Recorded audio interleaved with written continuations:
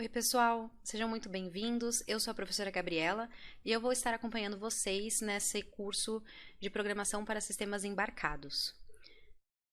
Bem, a gente vai começar falando um pouco sobre o curso, o que é a programação para sistemas embarcados e quais são os objetivos desse curso. Bem, o curso ele tem como objetivos preparar o aluno para a programação em microcontroladores, microprocessadores, utilizando fundamentos de eletrônica para aplicação em sistemas embarcados na automação residencial, e proporcionar condições para que o aluno tenha a sua criatividade intensificada e fortaleça a persistência e o interesse na resolução de situações e problemas. Então, o curso ele vai ser embasado na parte de programação específica para sistemas embarcados. A gente vai estar utilizando como base o microcontrolador do Arduino, e o Arduino ele foi escolhido por ser um microcontrolador que ele é muito simples, é muito fácil de ser encontrado, é um pouco mais barato, ele tem algumas funções ali já prontas, preparadas, é uma placa pronta para que a gente possa fazer protótipos, para estudo, para fins de estudo também, e por isso que a gente vai estar utilizando ela, tá? Nesse curso aqui. O objetivo do curso não é simplesmente que vocês aprendam só a programar, é que vocês aprendam também toda a parte da lógica dessa programação, que futuramente pode ser aplicada em outras áreas também, tá? Bem, nessa aula de hoje nós vamos falar sobre noções de lógica, algoritmos e programação. Então a gente vai iniciar o conteúdo falando sobre o que é tudo isso, como que a gente vai trabalhar com essa parte de programação, né? Da onde a gente começa, é o início de tudo, basicamente. E aí a gente vai então começar falando sobre a introdução à lógica de programação. Bem, a gente vai separar dois temas que a gente vai falar agora, que é a lógica e a sequência lógica. O que é lógica, né? A gente sempre fala sobre lógica, lógica matemática, lógica, mas o que ela realmente é? Na programação, tá, em específico na programação, ela vai ser sempre necessária para que a gente possa trabalhar no desenvolvimento de algum sistema, de programas, porque a partir dela é que a gente consegue trabalhar a parte de programação, tá? Não tem como a gente ter a programação sem ter a lógica de programação. Então, a lógica é que vai tá trazendo pra gente toda aquela sequência para a realização de uma atividade, tá? E aí a gente entra no conceito de sequência lógica, que é, na verdade, uma sequência de instruções, onde a gente vai estar seguindo um passo a passo, como se fosse um passo a passo, para que a gente possa construir uma determinada tarefa. Então, a gente está trabalhando com sequência lógica todos os dias da nossa vida. Então, desde o momento que a gente acorda até a hora que a gente vai dormir, a gente tem sequências lógicas ali que a gente criou para que a gente possa estar realizando aqueles processos nossos diários, né? Então, acordar, escovar os dentes, a gente tem uma sequência lógica para isso. E essa sequência lógica ela é extremamente importante na parte de programação. Sem essa sequência lógica, o computador ele não consegue realizar um processo, porque o computador ele não tem uma inteligência real, né? Ele não tem um discernimento, ele não consegue pensar de verdade.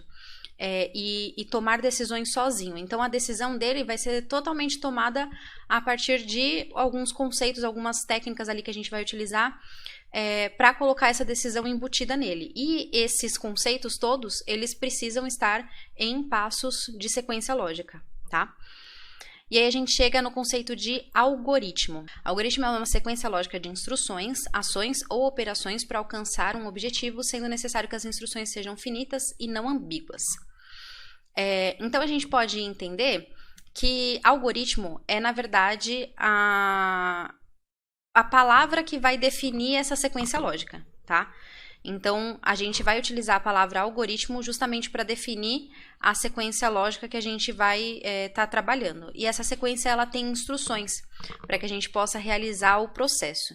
Então, como eu tinha dito anteriormente, é extremamente importante esse conceito de instruções, porque a gente, no dia a dia mesmo, a gente realiza elas, mas para o computador ela é essencial. A gente precisa especificar as ações de uma forma muito clara, precisa, para que o computador ele possa entender. Então, não adianta a gente ter alguma coisa que seja ambígua, que tenha mais de uma possibilidade ali, porque ele não vai conseguir resolver aquilo. Ele precisa que seja um passo a passo bem definido. É claro que a gente precisa ter uma sequência correta também de passos, porque senão a gente não consegue alcançar o nosso objetivo. Então, antes de começar a parte da escrita do algoritmo, o que a gente precisa é entender o que é necessário e aonde que a gente quer chegar. E o detalhamento desse algoritmo também é bem importante. Porque quanto mais detalhes a gente der, quanto mais possibilidades a gente colocar, menos chance a gente vai ter de ter algum erro ali no meio, tá? E eu já falei, a gente utiliza algoritmos no nosso dia a dia o tempo inteiro. Então, vou dar alguns exemplos aqui de algoritmos que a gente utiliza, né? A gente utiliza, por exemplo, em receitas culinárias. Então, vocês já viram um caderno de receitas, né? Ou uma receita, em que ele dita primeiro quais são os ingredientes que a gente precisa. Então, aqueles ingredientes, a gente vai dizer que são as nossas entradas, tá? São as informações que a gente vai precisar para poder realizar aquele processo que, no caso, é a receita. E depois, a gente tem um passo a passo de como realizar, não tem? E uma receita de fazer um bolo, por exemplo, se ela for muito bem feita, se ela for muito detalhada, tiver tudo corretamente, dificilmente alguém vai errar aquilo, tá? Às vezes a pessoa erra pelo conceito de não entender o que tá querendo dizer ali. Por isso que a melhor receita possível seria aquela que tem os passos mais claros, não ambíguos, detalhes para que você possa realizar. Então, por exemplo, você utiliza uma colher de manteiga, mas é uma colher do quê? É uma colher de chá? É uma colher de café? É uma colher de sopa? Aí você precisa, então, definir melhor isso. A manteiga, ela está em uma temperatura ambiente, ela está já numa temperatura já maior ou menor. Então, você precisa ter todas essas definições. O melhor que você puder detalhar aquele algoritmo vai fazer com que a pessoa consiga entender aquilo e vai fazer com que a pessoa consiga trabalhar com aquilo sem ter nenhum erro. E o computador é exatamente igual, tá? Em outros locais, a gente também utiliza os algoritmos. Então, por exemplo, manuais de instrução. Então, quando você compra algum móvel, compra algum objeto, algum equipamento, que você vai estar trabalhando com ele ali, você tem um manual de instruções dizendo o que você tem que fazer, ou para montar aquele móvel, ou como que você faz para ligar aquele equipamento. E aquilo ali também é uma sequência de passos, tá? Roteiro para realização de tarefas. Mas no nosso dia a dia, a gente está o tempo todo condicionado a algoritmos que a gente não percebe, tá? Não são escritos.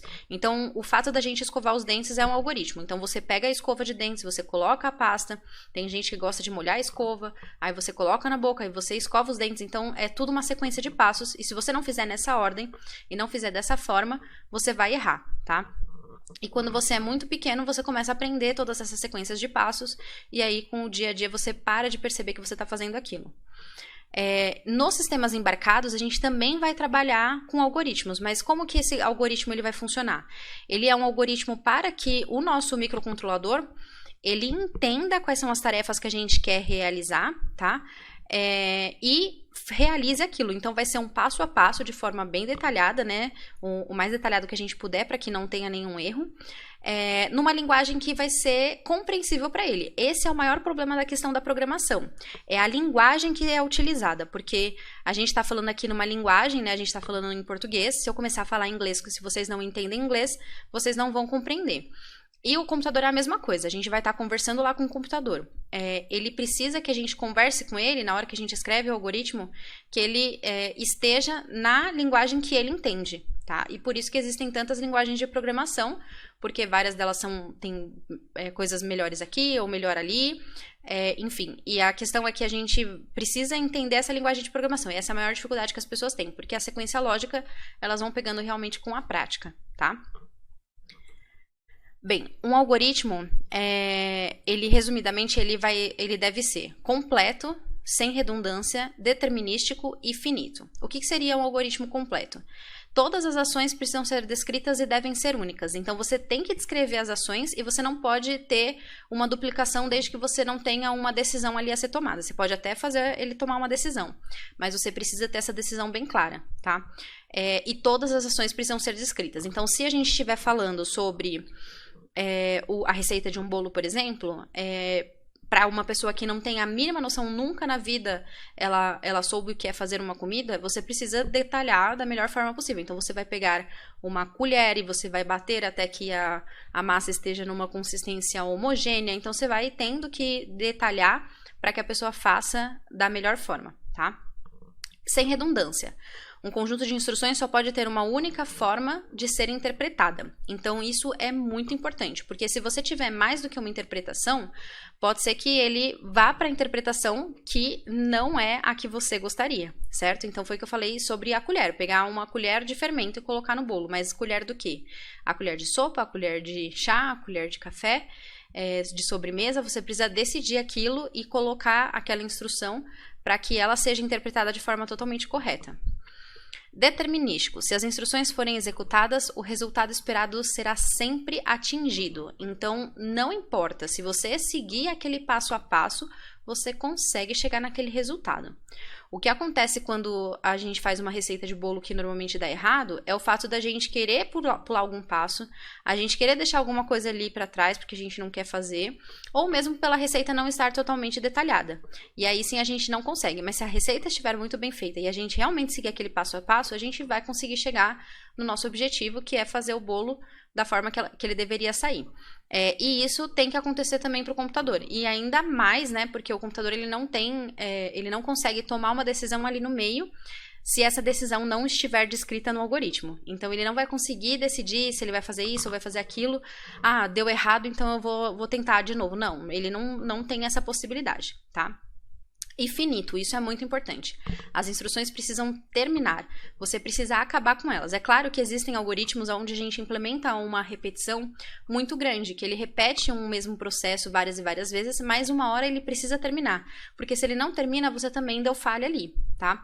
Então você precisa ter uma finalização daquele seu algoritmo para que todas as instruções acabam e realmente o programa finalize.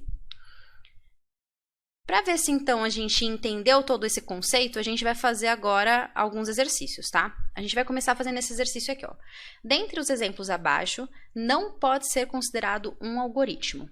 A letra A, manual de instruções de uso do micro-ondas. Letra B, receita de sorvete. E letra C, cardápio de restaurante. Eu vou deixar aqui 10 segundinhos para vocês responderem. Se vocês precisarem de mais tempo, vocês pausam o vídeo e aí vocês continuam depois.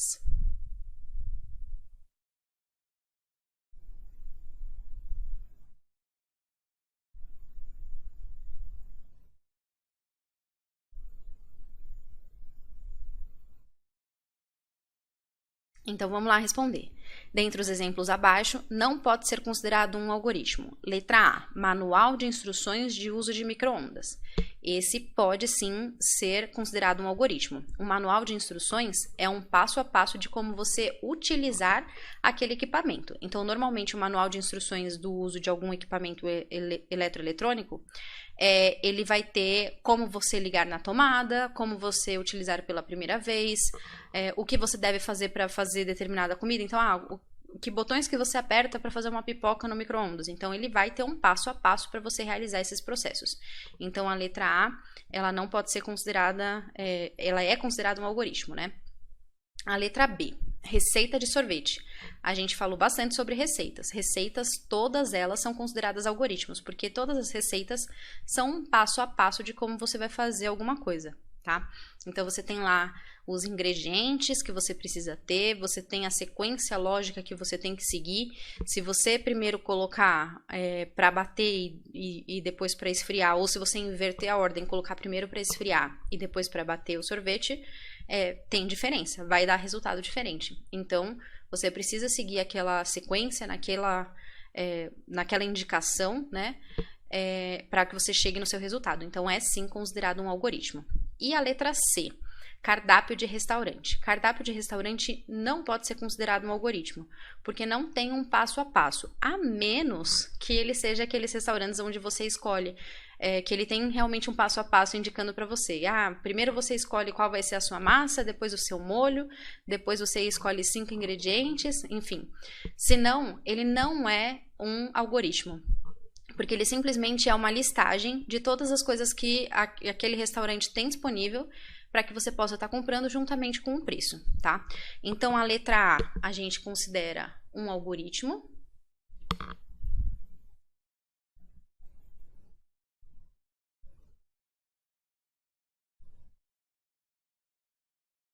A letra B também é um algoritmo.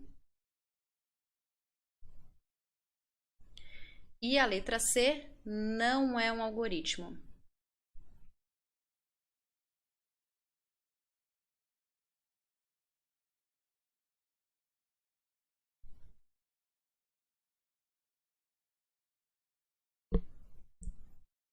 Então, a alternativa nesse caso é a letra C. Próxima questão. A afirmação: o algoritmo é uma sequência de passos lógicos e infinitos e não ambíguos que permitem solucionar problemas. É verdadeira ou falsa? Vou deixar 10 segundinhos para vocês responderem. Caso vocês precisem de mais tempo, vocês pausam o vídeo.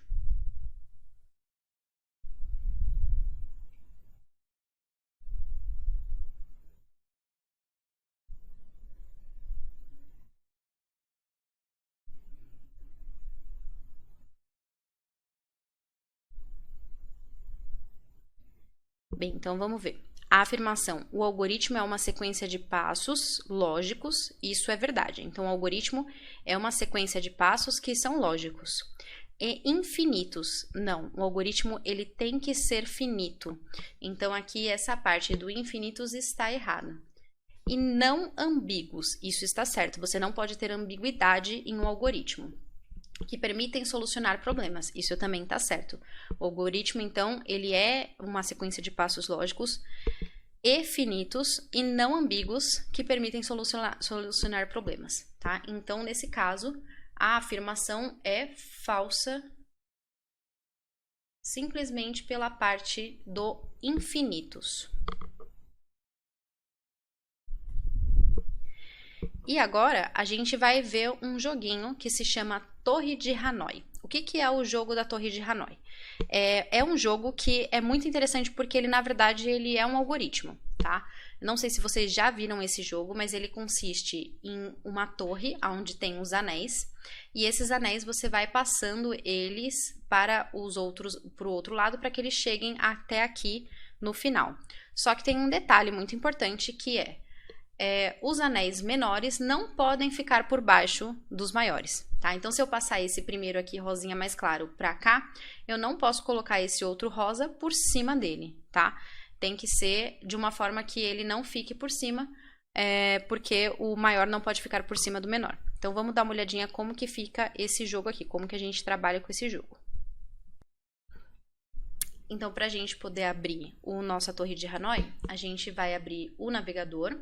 Eu tô aqui com o Google, mas a gente vai escrever direto no endereçamento lá. A gente vai colocar http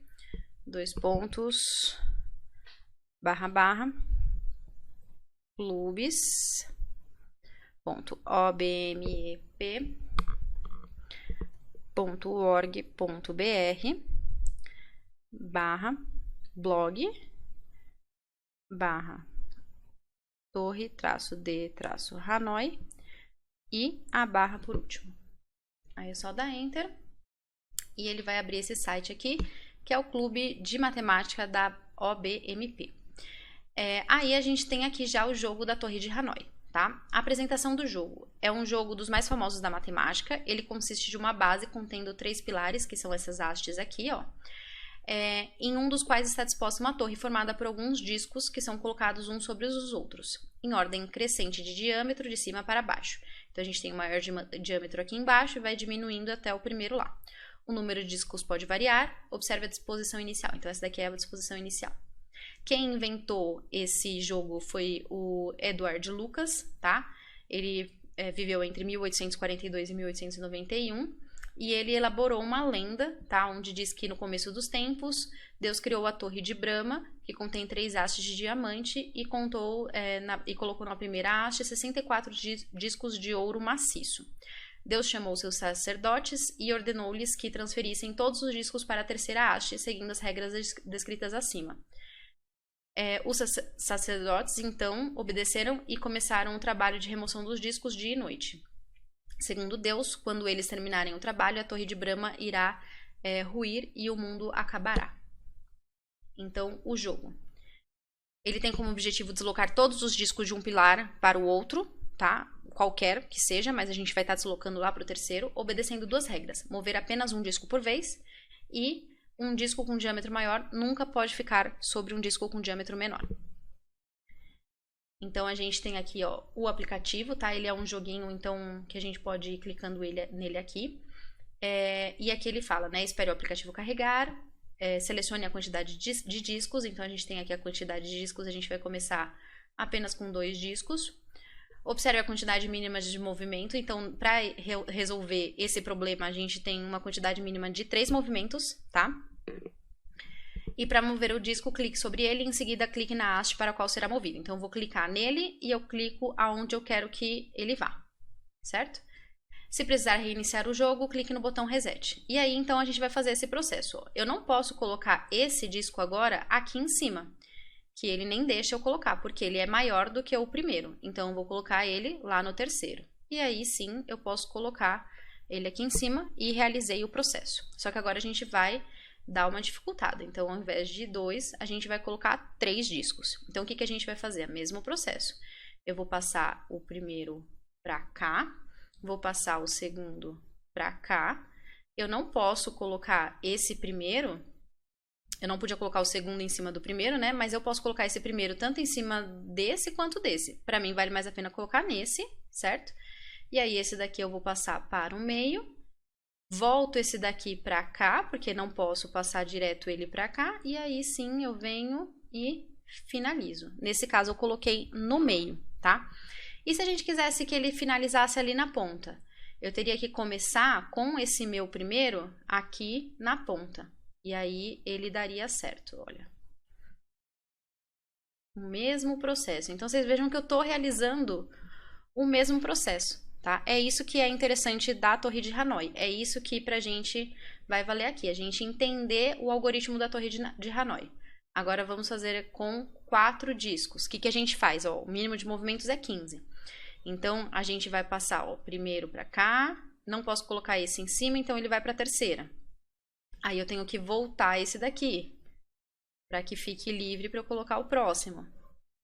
Agora eu não consigo passar o outro, então eu tenho que ir voltando esses. Eu vou voltar esse para cá, para que esse possa vir para cá, esse para cima, e aí sim eu passei aquele para lá. Ó, cheguei, o último, né, o maior, já tá no local certo, mas agora eu tenho que completar com os anteriores. Então, para completar com os anteriores, eu preciso, ó, ir retomando. E o mais interessante, que foi o que eu já comentei sobre esse jogo, é que é uma sequência lógica, tá? Se vocês começarem a reparar, vocês podem ir aumentando, vocês sempre vão realizar o mesmo processo, tá? Sempre vão realizar a mesma coisa. Então, por isso que a gente considera isso um algoritmo. Então, aqui está para vocês já o site para vocês poderem entrar nesse joguinho da Torre de Hanoi e tentarem jogar ele e verem como que ele funciona, entenderem um pouco melhor e começarem a entender um pouquinho de algoritmo, tá? Agora, a gente vai, então, dar continuidade e a gente vai falar sobre as formas de representação de um algoritmo, certo? A gente precisa representar os algoritmos, porque quando a gente começa a escrever um programa, na parte de programação, a gente não consegue simplesmente de cara, às vezes, já jogar o programa. A gente precisa primeiro representar o algoritmo para que depois a gente possa passar aquele algoritmo que a gente representou para a linguagem de programação, tá? E isso vai ser tão importante que vai poder ser utilizado em outras áreas também. Então, quando você quer, por exemplo, ajustar a sua rotina diária, tá? A rotina de tarefas, você pode estar utilizando esses 2 métodos também de descrição de algoritmos para poder estar fazendo isso. Então, é bem legal, é bem importante e acaba sendo utilizado para várias áreas. A gente vai, então, estar vendo 2 métodos, tá? Que é a descrição narrativa e o fluxograma. Então, aqui ele diz, existem diversas formas de representação de algoritmos, mas não há uma forma considerada a melhor. Entre as principais diferenças está o maior ou menor nível de detalhamento, grau de abstração. Eu acho que esses 2, eles demonstram muito bem, tá? A diferença entre os 2 é bem grande e já é suficiente. Mas vocês podem ver aí, por aí também diagrama de blocos, tá? Que é outro tipo de escrita de algoritmos para programação, é bem comum. Mas a descrição narrativa e o fluxograma já são suficientes para a gente entender um pouquinho melhor como que funciona. Então vamos começar falando sobre descrição narrativa. O que é a descrição narrativa, né? Os algoritmos são expressos diretamente em linguagem natural, ou seja, a sequência de passos é descrita em nossa língua nativa, português. É legal por quê? Porque a gente consegue detalhar tão bem a ponto de, quando a gente for fazer a parte da programação, a gente simplesmente traduzir aquele texto, tá? Então, por isso que ele acaba sendo bem interessante e acaba sendo bastante utilizado também. Porque a gente consegue utilizar esse tipo de descrição, né, esse tipo de escrita de algoritmo, como uma prévia mesmo da nossa programação e depois só converter ele na linguagem certa. Para que a gente possa, então, ver um pouquinho melhor, eu trouxe aqui um exemplo, tá, de como que a gente vai escrever como fazer a troca de um pneu utilizando essa descrição narrativa, certo? Então, a gente vai estar escrevendo essa troca do pneu. A gente vai começar, então, pelo seguinte. Quando a gente está com o pneu, a primeira coisa que a gente precisa fazer é afrouxar as porcas, tá? Antes da gente levantar o carro. Por que isso? Porque o carro, se ele está no chão, as rodas elas estão travadas, a gente não gira elas junto. Se a gente já levanta o carro e tenta girar a porca, a roda ela pode acabar girando junto, a gente não tem tanta tração ali para conseguir realizar. Então, a primeira coisa que a gente vai fazer é afrouxar a porca.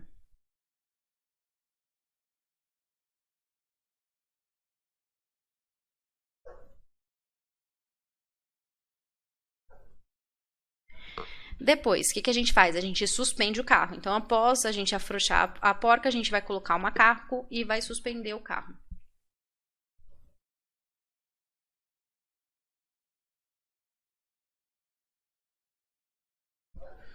Legal, agora o carro já está no alto, a gente vai então retirar as porcas. Então, a gente vai terminar de desatarrachar elas e retirar as porcas.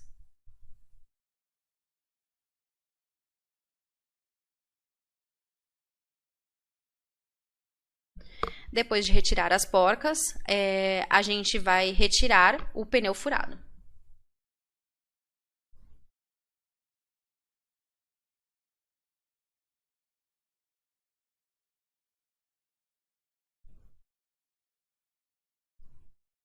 Então, retiramos o pneu furado, a gente agora coloca o pneu reserva.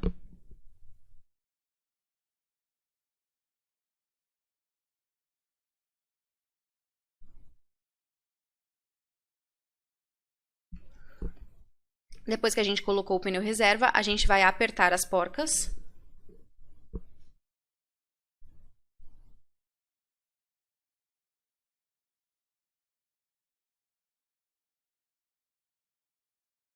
Então, agora com as porcas apertadas, a gente abaixa o carro.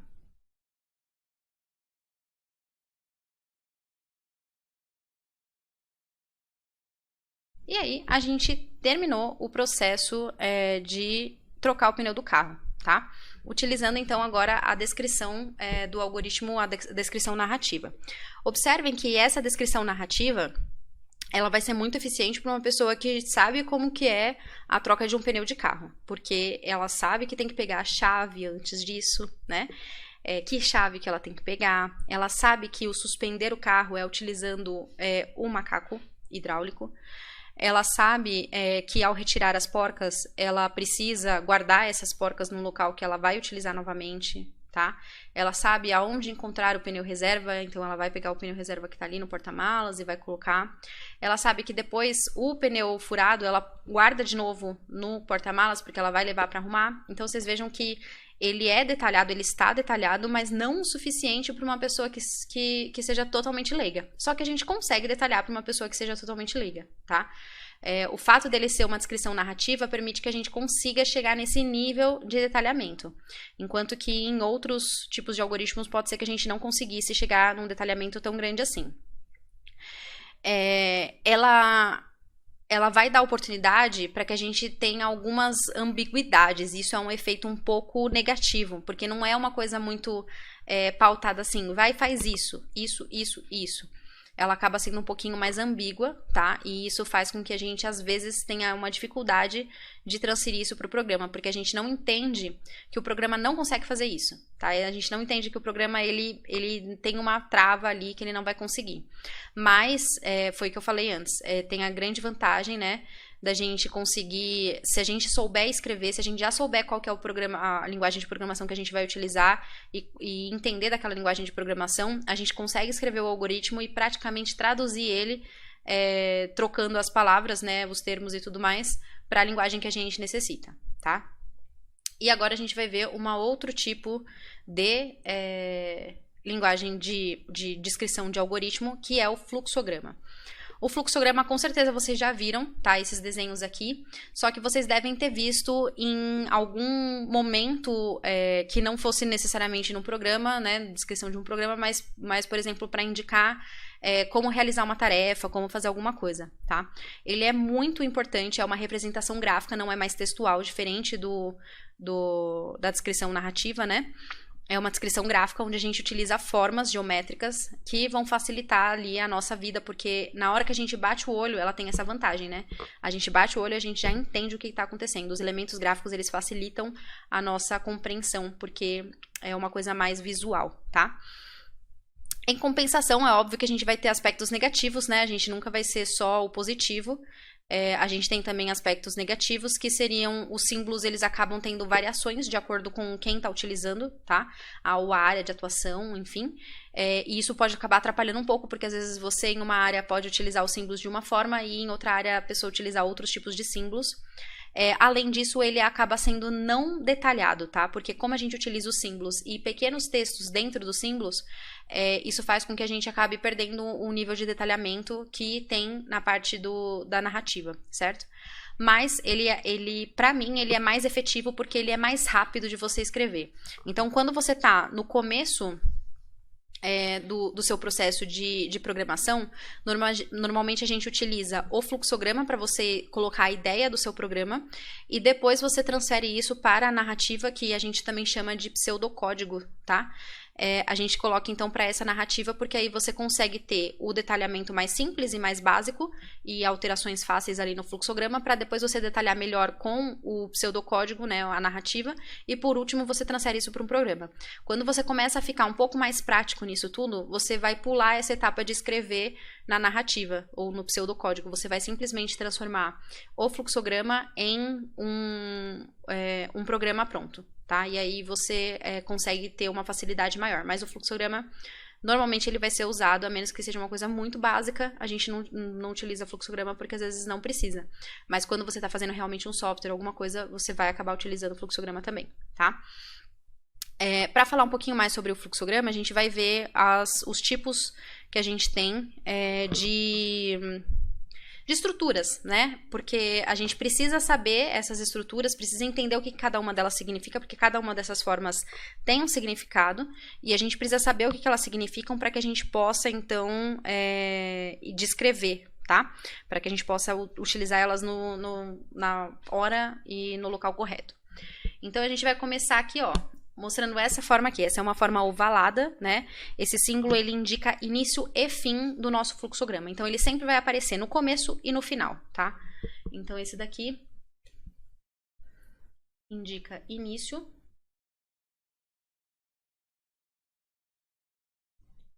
e fim.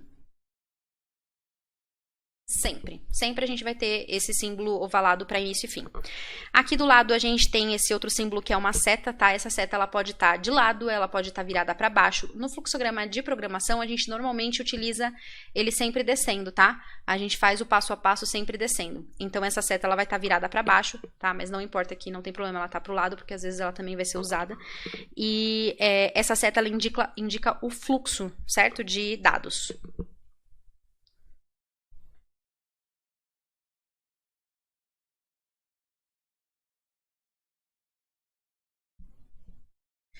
Essa seta é extremamente importante, porque é ela que conecta todas as nossas formas. Então a gente começa com o início, logo em seguida já tem uma seta que vai estar no próximo, na próxima forma, certo? Que é a forma onde a gente vai ter o próximo processo, ou o que for necessário. Então a gente sempre vai ter ela ali, conectando uma forma com a outra, tá? No fluxograma. Esse próximo símbolo é o símbolo utilizado para indicar cálculos, atribuição de valores, tá? E outros também.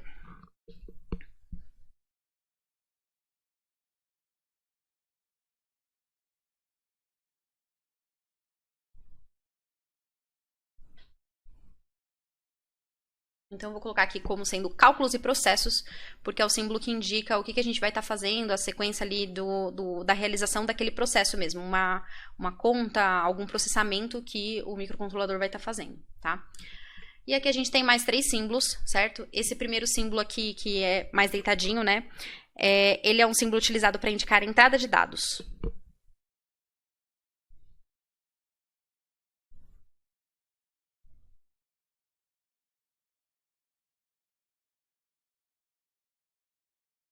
Já adianto que a entrada de dados, ela significa a entrada de dados do usuário. Então, o usuário vai informar, por exemplo, quando a gente vai utilizar um programa, é muito comum, a gente mostra login e senha, certo? A gente tem várias coisas que a gente acaba inserindo ali, informações, e essas informações são as entradas de dados.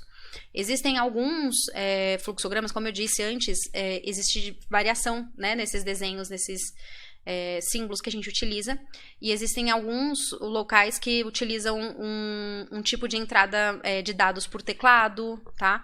E então pode acabar sendo um pouco diferente, mas a gente vai estar utilizando sempre esse daqui, que é a entrada de dados geral. O próximo símbolo, ele é um símbolo que indica tomada de decisão. A gente vai encontrar ele tanto nas estruturas de decisão quanto em estruturas de repetição, tá?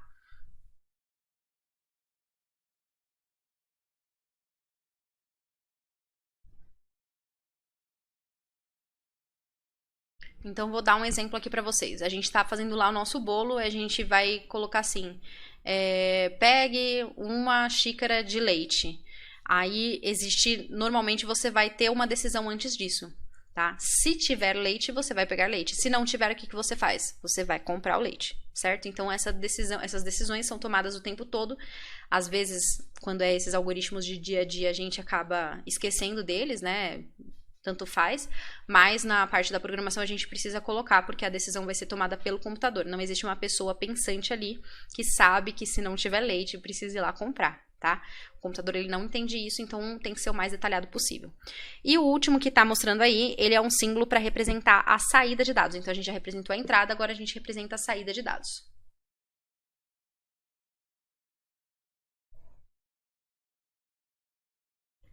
O que é a saída de dados? São todos os dados que são enviados para o usuário.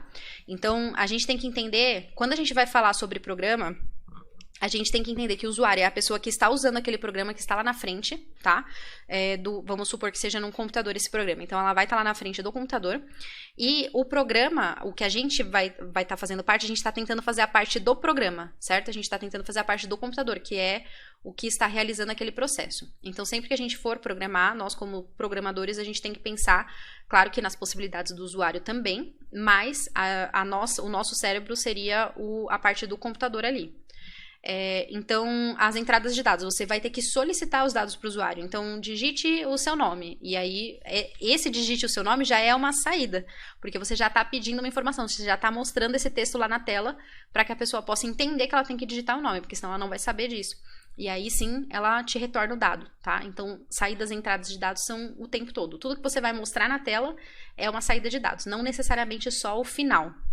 Então, a gente vai fazer um exemplo de um algoritmo que vai ser a parte de decidir se um número é maior do que o outro, certo? Então, o certo seria você pedir para a pessoa um número, você receber esse número, você pedir para a pessoa outro número, você receber esse número, testar esses dois e aí dizer qual que é o maior. Tem muita gente que acha que a saída é simplesmente dizer qual que é o maior, tá? Porque no fluxograma, normalmente, a gente vai acabar pulando essas outras etapas, que são mais triviais, e a gente vai direto para o final ali, onde é a entrada de dado e saída de dado. Simplesmente a entrada é os números que a pessoa vai digitar e a saída é o que você vai mostrar. Mas você precisa também, essa saída de dados, ela pode ser também a solicitação para a pessoa. Então, você solicitar que ela digite um número, tá? Isso também conta como saída de dados, porque você vai estar mostrando na tela do computador.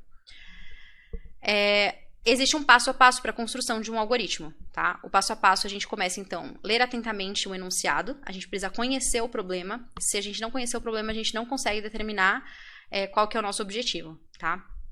Segundo, retirar do enunciado a relação de entradas de dados, dos dados. Tudo que a gente precisa pedir para que a gente possa realizar aquele processo. Porque se a gente não pedir isso, a gente também não consegue realizar, tá? Terceiro, retirar do enunciado a relação de saídas de dados. Tudo que a gente precisa informar para que o processo seja realizado. Aqui eu estou falando muito em termos de dados textuais, mas pode ser também dados, por exemplo, a gente pode utilizar um sensor de temperatura, alguma coisa que essa também são entradas, tá? Então, verificar a temperatura, se a temperatura estiver ideal, a gente faz isso, se não estiver ideal, a gente faz aquilo. Então, isso também é considerado entradas de dados. Mas é que a gente vai começar falando, os primeiros programas a gente vai começar fazendo, conversando com um usuário, com uma pessoa. Então, aí essas entradas de dados normalmente vão ser textuais. O quarto passo, determinar o que deve ser feito para transformar as entradas determinadas nas saídas especificadas. Então, a gente precisa entender o que vai ser realizado para que as entradas que a gente vai ter deem a saída que a gente quer, né? Então, um exemplo aí seria o que a gente vai fazer, né? De um número maior que o outro. Então, a gente precisa pegar esses dois números e testar eles, verificar qual dos dois é maior para aí sim a gente dar essa saída. Então, a gente precisa realizar um processamento junto a esses dois dados, né, que são os dois números, para que a gente possa ter uma saída. Em quinto, construir o algoritmo. E sexto, testar, executar o algoritmo. Esse é o chamado teste de mesa, extremamente importante, tá? Esse teste, muitas vezes o pessoal acaba pulando e faz direto no programa. Então, você escreve o programa e vai lá e executa ele em algum simulador. Pode ser feito assim também, mas a gente precisa aprender a fazer isso na mão, porque muitas vezes a gente não vai ter um programa para compilar aquele detalhe, ou às vezes a gente vai estar fazendo uma coisa tão grande que a gente precisa ir testando parte a parte, e esse teste parte a parte é feito na mão, tá? Para entender um pouquinho melhor, então, eu coloquei aqui separadamente cada um dos passos. Então, a gente vai fazer um algoritmo que é para pegar dois números e verificar qual desses dois números é maior, certo? A gente vai devolver isso para o usuário. Então, primeiro, ler atentamente o enunciado, conhecer o problema. Então, a gente tem que entender. O nosso problema, então, é verificar qual dos dois números é maior, certo? Então, eu vou verificar se o número A é maior que o número B. Isso é o nosso processo, tá? E devolver isso para o usuário, retornar qual que é o maior número. A próxima, retirar do enunciado a relação das entradas dos dados. Então, quais são as entradas? A pessoa precisa informar dois números. Então, no nosso caso, os dois números, eles são entradas, tá? Então, a gente vai colocar aqui que as entradas são o número 1, o número A e o número B. Então, a gente precisa desses dois números para que a gente possa realizar o nosso processo, tá? Esses dois números, eles são informados pela pessoa, a gente não vai sortear aleatoriamente eles precisam ser informados. Terceiro passo é retirar do enunciado a relação das saídas de dados. Então, o que a gente precisa informar para o nosso usuário, né? Do nosso objetivo mesmo, a gente precisa informar qual número é maior.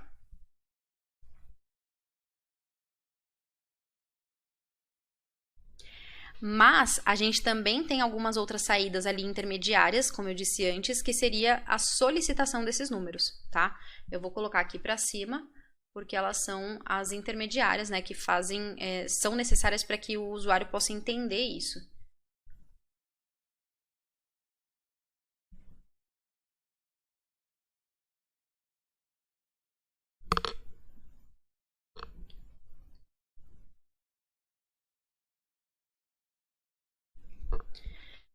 Próximo passo, determinar o que deve ser feito para transformar as entradas determinadas nas saídas especificadas. Então, o que a gente vai fazer? A gente vai pegar o número A, pegar o número B e verificar qual dos dois é maior.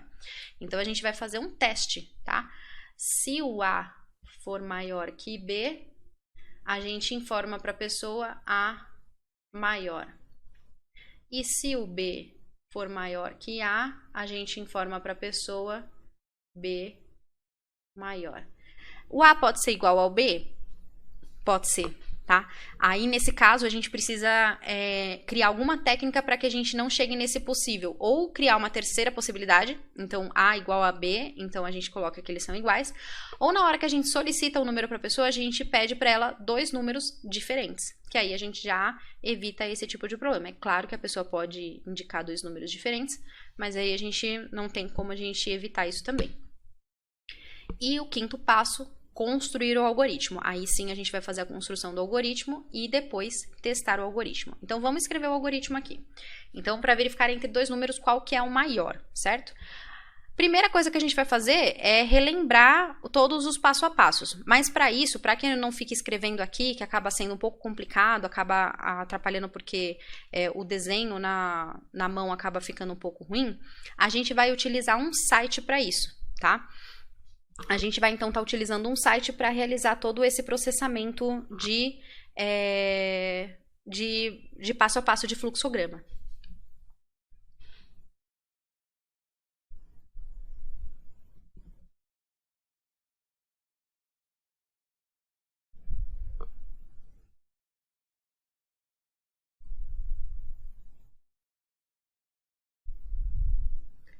O site que a gente vai estar utilizando se chama AppDiagrams. Então, a gente vai estar colocando aqui no navegador app.diagrams.net. Ele é totalmente gratuito, não precisa fazer login nem nada. Então, é super tranquilo da gente utilizar. Aí, ele vai fazer todo esse processo aqui o processamento, né? E aí ele pergunta se a gente quer salvar o diagrama. A gente vai decidir depois, tá? Porque no nosso caso a gente não vai salvar. E ele tá em inglês, tá? Esse site aqui ele tá em inglês. Então a gente pode estar colocando ele em português. A gente vem aqui e muda a língua para português do Brasil. Ele pede, depois que você faz a mudança, ele pede para você atualizar a página. Então a gente vai atualizar. E aí sim, ele está agora em português, tá? Salvar diagramas em, se vocês quiserem salvar em algum local, mas a gente pode decidir mais tarde. Então ele mostra aqui pra gente, esse site é bem legal, ele já mostra aqui pra gente, ó, uma tela onde a gente tem os quadradinhos todos, né? Pra poder ficar mais fácil da gente organizar. E aqui do lado a gente já tem os diagramas que a gente pode utilizar, tá? Então vejam só que a gente tem o de início, que é essa elipse, né? O de entradas de dados, que é o paralelograma. A gente tem o de processamento, que pode ser ou quadrado, ou esse quadrado mais arredondado, tá? Isso não tem problema. A gente tem o de saída de dados, que é esse daqui. Então, a gente já tem tudo que a gente precisa, certo? Então, o nosso processo vai ser escrever o algoritmo para a verificação entre 2 números, qual deles é maior. Então, a gente vai começar aqui pela elipse, tá? A gente simplesmente seleciona ela lá, clica com o mouse e puxa com o mouse clicado. Soltou, ele para. Aí a gente vai colocar aqui para baixo, ó, ele já dá a opção da gente colocar a setinha ou a gente pode colocar a setinha manualmente. Então, nesse caso aqui eu vou colocar e depois do início a gente vai fazer a pegada de dados, tá? Mas primeiro então eu vou escrever aqui, ó, início, para não esquecer. Então, início, aí a gente vai pegar os dados. Então, que dados que a gente vai pedir para a pessoa? A gente vai pedir os números que ela vai digitar, tá? E aí, então, ó, entrada de dados. Entrada de dados, eu vou colocar A, vírgula B, tá? Vejam que ele é bem simplificado. Se fosse no descritivo lá, a gente ia fazer realmente muito passo a passo, né? A gente ia escrever, digite o seu número, aí pegar o número, guardar o número. Aqui não, aqui ele é bem prático mesmo. E aí a gente pegou esses dados, A e B. Depois que a gente tem os dados, então, eu vou subir um pouquinho mais para ficar mais perto, não ficar tão longe. Depois que a gente tem esses dados, a gente vai fazer o processamento desses dados, né? Verificando se ele é maior ou menor. Mas esse processamento, ele já está dentro de uma decisão, tá? Não precisa estar fora dessa decisão. Então, a gente já vai colocar aqui uma decisão, que é esse daqui, ó. Que ele chama de diamante. E aí, a gente vai fazer um teste aqui. Se o A for maior que o B, tudo maiúsculo, né? A maior que B.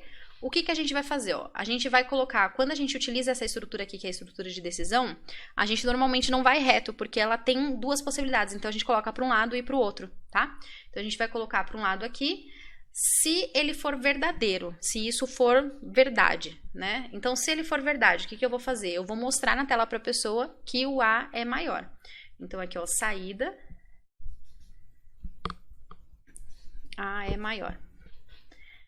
E se não for verdade, o que eu vou fazer? Eu vou colocar, a saída vai ser que o B é maior, então também vai ser uma saída. E aqui também vai ser uma saída, e aqui B é maior. Vejam que aqui a gente não consegue colocar, não tem nada escrito, mas a gente consegue escrever em cima dele, indicando, tá? Se ele é um ou outro. Aí a gente pode colocar, ó, essa outra setinha aqui. E aqui, na hora de editar,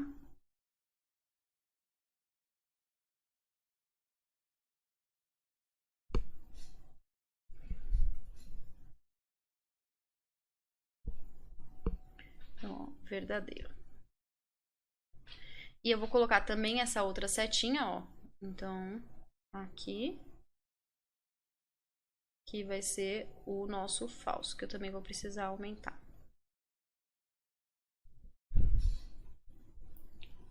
Então, se essa nossa estrutura aqui for verdadeira, ele vai fazer uma coisa, e se ela for falsa, ele vai fazer outra, tá?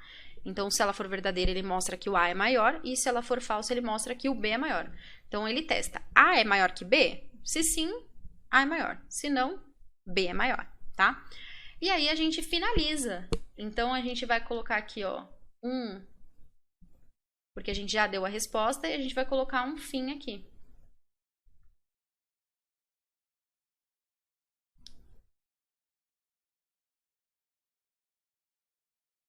Nesses, quando é fim, é um pouco mais difícil, né?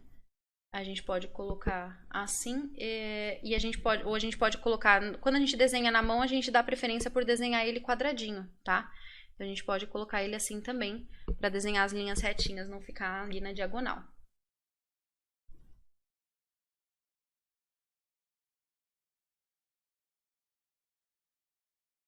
Aí a gente deixa os dois retinhos. E aqui, então, é o fim do nosso algoritmo. Então, a gente iniciou o algoritmo, pediu os dados para a pessoa. Então, lembra que aqui a gente não detalha tanto no fluxograma. Se fosse na narrativa, né, no pseudocódigo, a gente poderia estar colocando ali, digite um número, digite outro número e guardando esses números. Mas aqui a gente não faz isso no fluxograma. Então, é simplesmente início, a tomada de dados, A e B, e aí a gente faz o teste. A maior que B? Se isso for verdade, a gente mostra na tela A é maior e finaliza. A é maior que B? Se isso for mentira, a gente mostra na tela que o B é maior e finaliza. Aqui ficou uma setinha a mais, prontinho. Esse é o nosso fluxograma. E agora a gente vai fazer alguns exercícios dessa parte também, tá? Começando por esse exercício aqui, ó. A afirmação: o fluxograma utiliza símbolos específicos que podem variar de acordo com a ferramenta para representar graficamente os algoritmos. É verdadeira ou falsa? Vou deixar 10 segundinhos para vocês responderem e já respondo aqui junto com vocês. Se vocês precisarem de mais tempo, é só pausar o vídeo.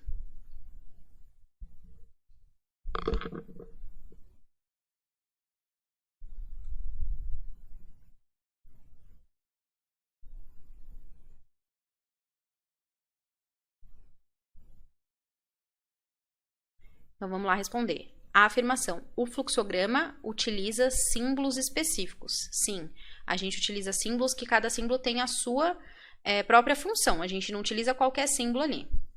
Que podem variar de acordo com a ferramenta. Sim, a gente pode acabar variando de acordo com o tipo de aplicação que você está dando àquele fluxograma, para representar graficamente os algoritmos. Verdade, tá? Então, essa afirmação aqui, ela é verdadeira.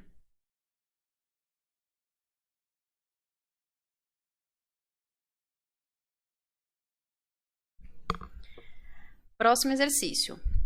Faça um algoritmo na forma de descrição narrativa e fluxograma para a situação. Multiplicação de 2 números. Vou deixar aqui 10 segundinhos para vocês poderem pausar o vídeo, porque esse vai precisar de mais tempo para vocês responderem.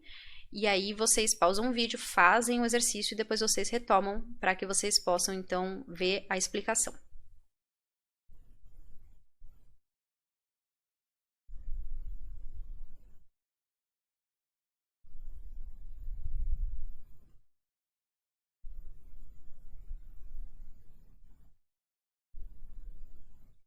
Então, vamos lá. Faça um algoritmo na forma de descrição narrativa e fluxograma para a situação. Multiplicação de dois números. A gente vai começar fazendo um fluxograma, tá? E depois a gente faz a parte da descrição narrativa. Então, a gente vai utilizar aquele mesmo site que a gente já estava utilizando para poder fazer o fluxograma, que ele fica mais fácil.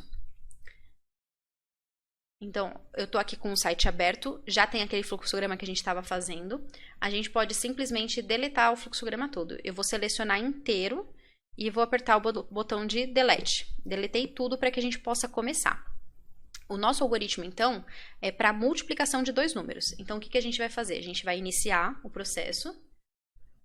Então, lembra que a gente tem que seguir os nossos passos, né? A escrita do algoritmo, ela depende do que a gente precisa entender, que são as entradas de dados, saídas de dados e tudo isso. Então, a gente começa iniciando. E aí, a gente tem que pensar. O nosso objetivo, então, é mostrar a multiplicação entre dois números. Para que a gente possa mostrar a multiplicação entre dois números, a gente precisa pedir dois números. Então, o pedido de dois números vem antes, que é a entrada de dados. Então, a gente vai colocar aqui essa entrada de dados. Entrada de dados, o símbolo que a gente utiliza é este símbolo aqui, que é o paralelogramo. E aí, a gente vai pedir os dados, eu vou colocar também como A e B. Então, pedir dois números. Agora, o que a gente vai fazer? A gente vai fazer a multiplicação desses dois números, tá? Essa multiplicação entre dois números, ela tem... A gente normalmente vai entender isso depois com mais calma, mas a gente vai guardar em um terceiro local, né? Porque aí a gente pegou o número A e o número B, vamos dizer que a gente vai ter um número M, que vai ser a multiplicação, ou R de resultado, tá? Aí vocês utilizam a letra que vocês quiserem. Eu vou colocar aqui como sendo o número M de multiplicação. Então, eu vou colocar aqui a setinha para baixo e a gente vai fazer agora um processamento, que é a multiplicação. Então, o processamento, ele pode ser tanto pela essa caixinha aqui bem quadradinha ou essa com as pontas arredondadas, não tem problema, tá? Vou colocar essa daqui com as pontinhas arredondadas e aí a gente vai fazer a multiplicação entre esses dois números e guardar nesse local que a gente falou. Então, M é igual a A, aí o vezes, sempre a gente vai utilizar o asterisco, tá? Vezes B. E aí, o que a gente vai mostrar para a pessoa? Quais são as nossas saídas dos dados, né? A gente pegou as entradas, que é A e B, e o que é saída? Saída é o resultado dessa multiplicação, que é o próprio M. Então, a gente vai mostrar na tela para a pessoa o M. Então, vou colocar aqui, setinha para baixo. Aí, a gente vai colocar a saída de dados, o desenho relativo à saída de dados, e a gente vai colocar M, que é a multiplicação. Terminei meu processo, só não esqueço do fim, tá? Então, coloco aqui o oval e escrevo fim.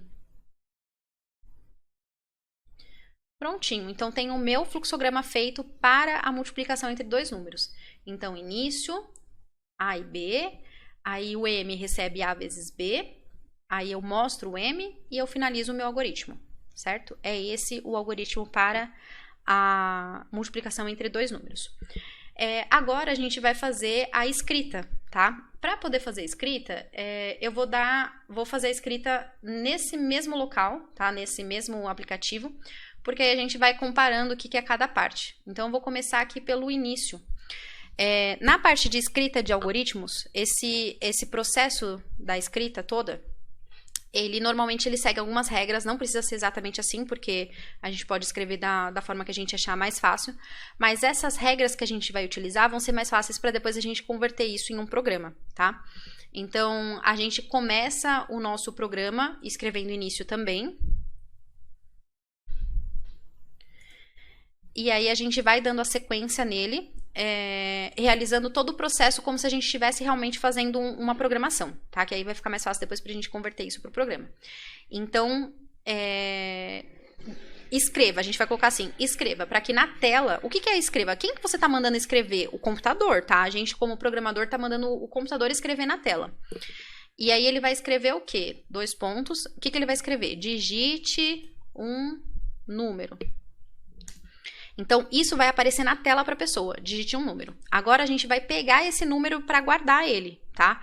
A gente vai guardar, aqui a gente utilizou essas duas variáveis, o A e B, a gente vai guardar então um no A e outro no B, a gente só está pedindo um número.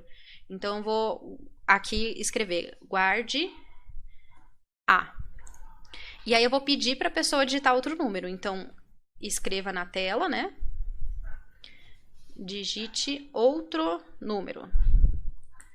Aí, guarde B, para que a pessoa possa, para que o computador possa guardar esse número que foi digitado. Então, não se esqueçam, tudo isso que a gente está escrevendo aqui é comandos para o computador, para que o computador ele faça esse processo, tá? E o que está aqui depois dos 2 pontos, aí sim é uma mensagem que vai ser mostrada na tela. Então, digite um número, guarde A. Digite outro número, guarde B. Aí agora o que a gente faz? O processamento. Então, aquele M lá é igual a A vezes B, tá? Depois que a gente fez a multiplicação, a gente mostra na tela. Então, digite ou escreva, né? Escreva, que eu estou usando escreva.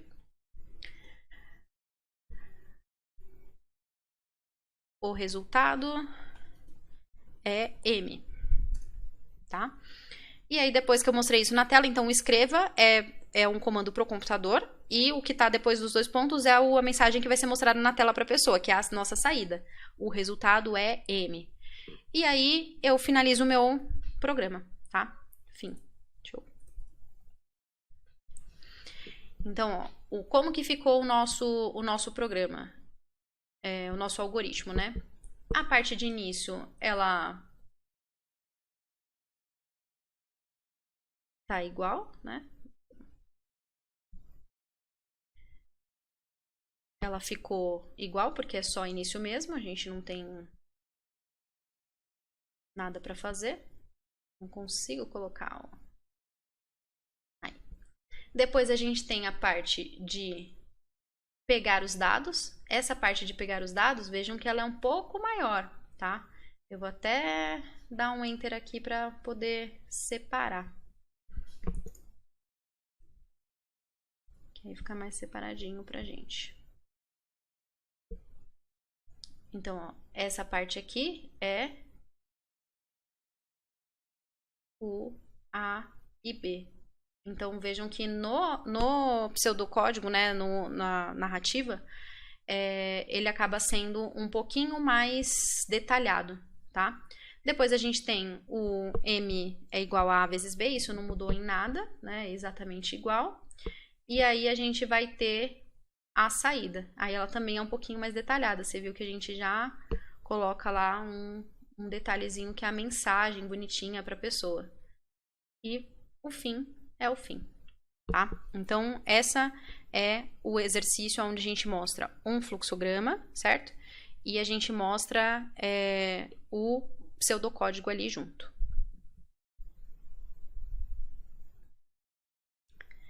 E agora eu vou estar deixando para vocês um exercício para que vocês possam fazer, que é faça um fluxograma para a resolução da Torre de Hanoi, tá? E depois a gente vai, então, resolver esse fluxograma juntos. A gente vai fazer esse exercício juntos e aí na próxima aula, então, a gente faz isso, certo?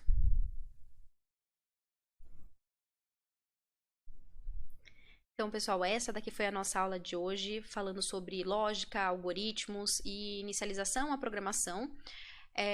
Eu espero que vocês tenham gostado. Muito obrigada por terem acompanhado e até a próxima aula.